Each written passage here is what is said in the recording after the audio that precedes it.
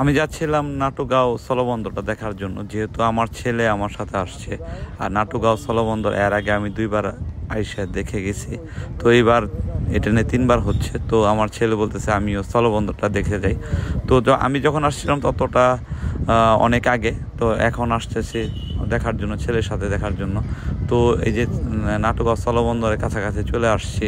তো এখান থেকে আসলে বাইক দিয়ে যাওয়া নিষেধ, তো এখানে আমাদেরকে বাইক রেখে যেতে হবে হেঁটে হেঁটে স্থলবন্দরের কাছে। আর আমি ভুলে গেছিলাম যে এখানে ভিডিও করা সম্পূর্ণ নিষেধ।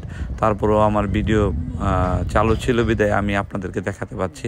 এখানে ভিডিও করা একদম নিষেধ লেখা আছে। আর আমরা এখানে নামার পরে আমি হেলমেট হাতে নিয়ে ভিডিও অন করে যাচ্ছি।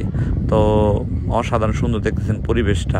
আর এখানে এখন কিছু কিছু ট্রাক এখানে আছে, ভিতরে ট্রাক আছে, তারা লরি আছে, ওজন দিচ্ছে। এটা হলো আপনার শেরপুর জেলার একদম বর্ডারে নাটুগাঁও স্থলবন্দর। অসাধারণ সুন্দর। এখানে দেখার মতো ওরকম কিছু না হলেও এই স্থলবন্দরটা এখানে অতটা ব্যস্ত নয় স্থলবন্দর, তবুও অসাধারণ সুন্দর। এখানে বেশিরভাগ আপনার যে জিনিসটা আমি এসে পেয়েছি, এখানে পাথর বেশি, এখানে নাটুগাঁও স্থলবন্দরে পাথর বেশি আসে, যে পাথরগুলো বাংলাদেশে বিল্ডিং বা রাস্তা কালভার্ট কাজে ব্যবহৃত হয়, সেই পাথরগুলো এদিকে বেশি আসে। তো আমি সামনে যাওয়ার পরে আমাকে বলা হলো যে এখানে ভিডিও করা যাবে না, বিডিআর থেকে বলা হচ্ছে যে আপনি এখানে ভিডিও করতে পারবেন না। তারপরেও আমার ভিডিও অন থাকার কারণে হয়তো আমার ভিডিওগুলো হয়ে গেছে। তো এই জন্য আপনারা দেখতে পাচ্ছেন ওইটা হচ্ছে ভারতের বাংলাদেশের শেষ সীমানা, দেখতে পাচ্ছেন এখান থেকে আপনার স্থলবন্দরটা, ওই যে ভিডিও করতেছি যেটা, এটা হলো ক্যাম্প, আর এটা হলো বাংলাদেশের ক্যাম্প। তারপরে হলো যেটা আপনার বেড়া, যেখান থেকে গাড়ি যাওয়া যাবে না, নিষিদ্ধ। তারপরে হলো আপনাকে ওই পাশে ইন্ডিয়ার বিএসএফ বসে আছে। এই হলো অবস্থা।